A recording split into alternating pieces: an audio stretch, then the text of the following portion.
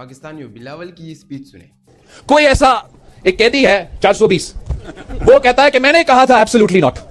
एक ही ऐसे मर्द होर का हुकूमत था, एक लात मार के वो तमाम बेसिस बंद किए और हमारे उन मेहमानों को खुदाफिज कह दी। इस वीडियो में बिलावल साहब अपने वालिद के कुछ बहादुरी के किस्से सुना रहे हैं, तो मुझे लगा चलो हम भी आसिफ साहब के बहादुरी के कुछ किस्से आपको सुनाते हैं। 2011 में जब इनके वालिद की हुकूमत थी तो PMA Pakistan military academy Kakul से अमेरिकन सीआईए आकर उसामा बिन लादेन को रात को उठा लेती है, लेकिन इनके वालिद को सुबह कुछ पता ही नहीं था। रायमंड डेविस का केस तो सबको याद होगा, 2011 में ही था। रायमंड डेविस एक अमेरिकन सीआईए का प्राइवेट सिक्योरिटी कॉन्ट्रैक्टर था।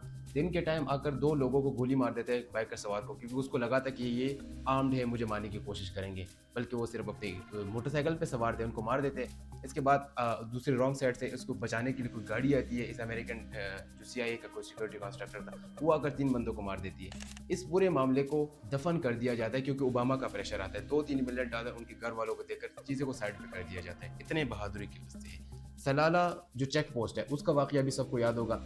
जब नेटो की लड़ाई हुई थी अफगानिस्तान के साथ, तो 2011 में ही नेटो के कुछ फोर्सेस अटैक करती है, कुछ स्ट्राइक करती है, एयर स्ट्राइक करती है पाकिस्तान की चेक पोस्ट पर, जिसमें 24 पाकिस्तानी आर्मी सोल्जर मारे जाते हैं। लेकिन इनके अगेंस्ट सिर्फ क्या एक्शन लिया जाता है कि उनका जो बेस है वो बंद कर दिया जाता है, कोई मिलिट्री एक्शन नहीं दिया जाता। और एक और बात, जब इनकी हुकूमत आई थी 2008 में, 2013 तक इनके वालिद प्रेसिडेंट थे, 3 साल तक इन्होंने अमेरिकन को बेसिस दिए। तो अभी बोलता है कि परवेज़ मुशर्रफ की हुकूमत के बाद, मियाँ साहब की हुकूमत से पहले मेरे वालिद साहब ने बेसिस बंद किए थे। तो आपके वालिद साहब ने 3 साल तक बेसिस दिए भी थे, फिर जब प्रेशर आया सलाला इंसिडेंट का तब आपके वालिद साहब ने बेसिस बंद कर दिए। तो इतने तो बहादुर है आपके वालिद साहब।